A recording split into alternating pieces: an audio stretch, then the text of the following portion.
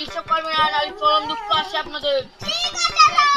ঠিক আছে roll number 1, roll number 2, জোরে বলে ভাত খাওনি নাকি? Roll number 3।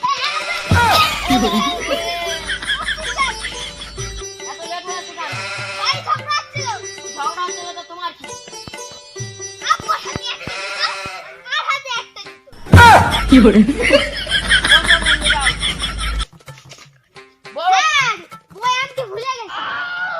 বসো।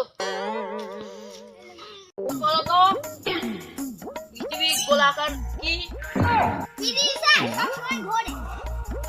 ঘোড়ার উত্তরটা বলো, তুমি তো শুধু প্রশ্নই বলেছো।